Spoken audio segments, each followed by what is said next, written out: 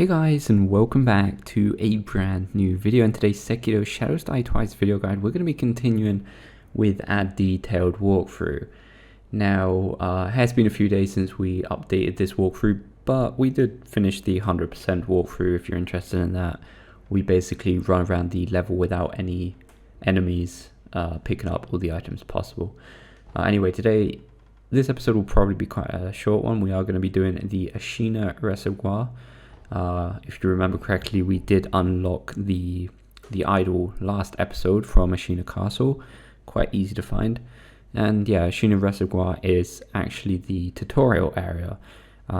Obviously, we have been here before, so you may be wondering why we're coming back, but there's actually it's basically completely not changed, but refilled with new stuff, including items and enemies, and even 2 more mini bosses. So that's really the main reason. So yeah, we can obviously go down to where we started the game, but first let's go this way, since the other way is actually where we'll be continuing to the next area, which may or may not be next episode. We'll have to look at that. Let's do this correctly. I'm pretty sure you can jump across there and then double jump and then grab. Yeah, okay.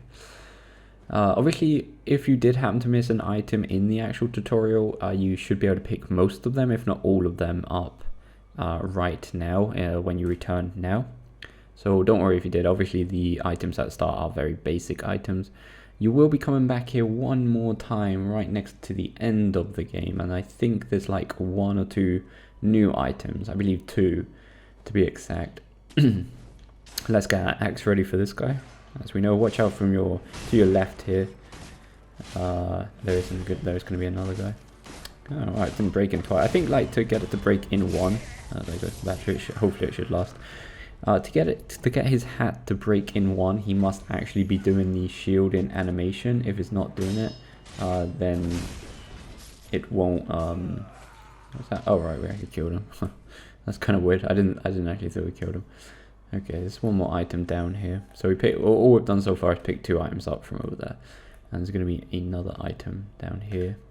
And from here, we're actually obviously going to head back to the other half. I just wanted to kind of come down here first because this is the dead end kind of section, and now we're just going to go to the other way, which we can actually access another area, like I said before, which is going to be the abandoned dungeons.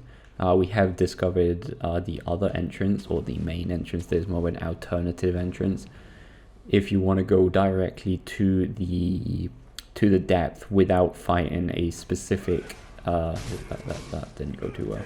I'm a bit rusty at this game right now. It has been 2 days since I did take a little bit of a break yesterday, just to maybe, you know, review some comments, catch up on some sleep, and just chill a bit more yesterday. So it has been actually 2 days since we last touched this game.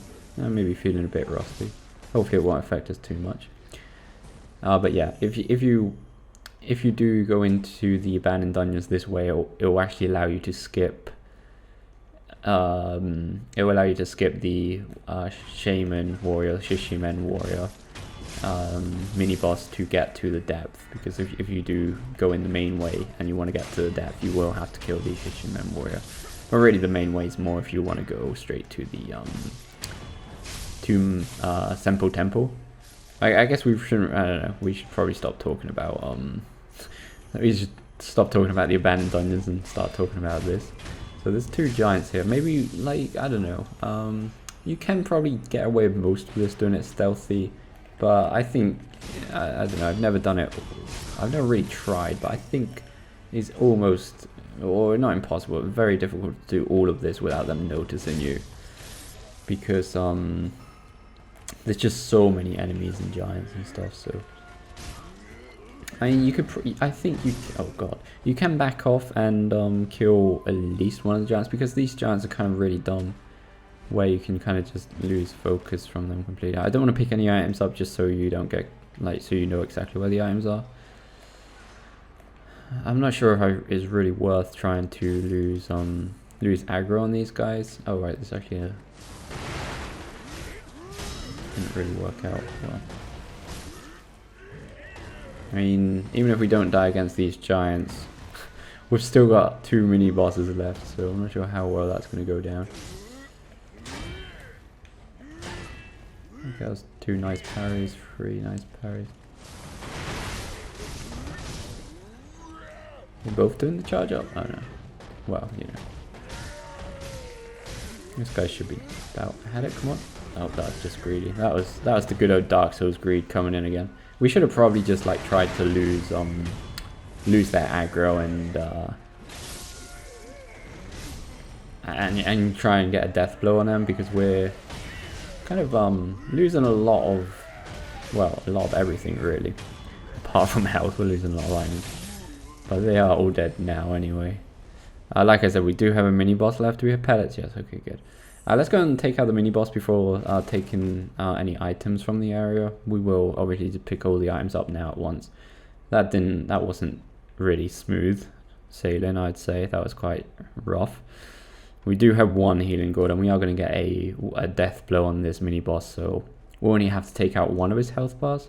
And this guy obviously is quite easy if you've got Mikiri and you know how to counter with Mikiri. Hopefully it will go fine. Like I said, it's been a few days since we've played this, and this could go horribly wrong. But yeah, if you just try and concentrate on Mikiri most of the time, because most of his attacks are thrust attacks, because he is already a spear guy, but it's not impossible. He does have 1 jump attack. This guy has a very specific combo where if he does like a very long kind of this one, no, it's very similar to that.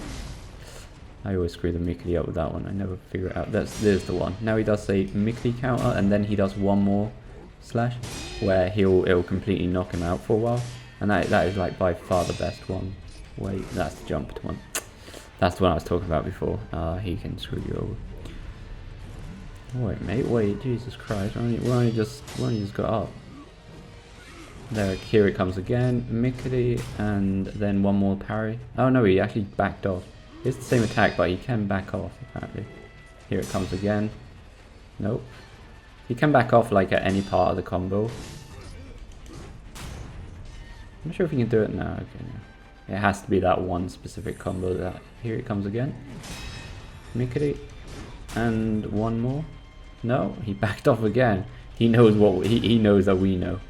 He knows that we know what he's doing. I kind of pressed that way before. Jesus Christ. Thing is, like, you can't really go aggressive against that.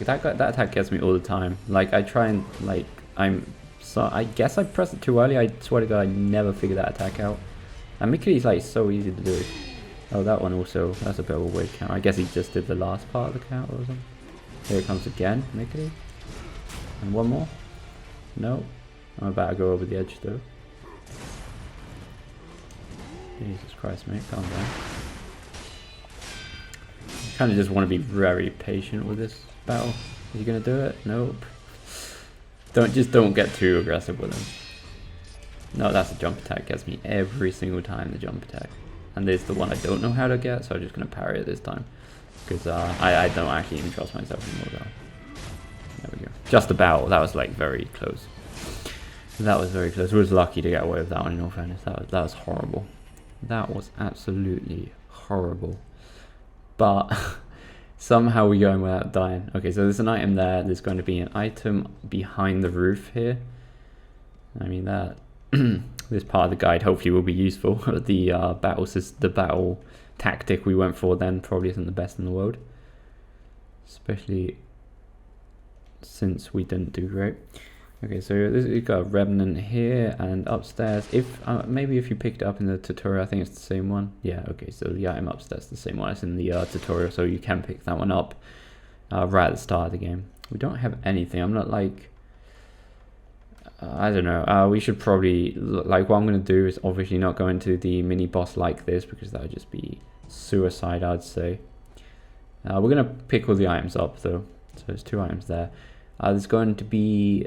So remember the key that we got off of the guard on the bridge? Actually, it was actually that bridge over there, the one you can just see in the background, just before going into the abandoned dungeon entrance area. That's the key that we can use here, and in here we can get another tool for our arm. I believe it's in here, which will be the spear. And personally, I've never really used the spear.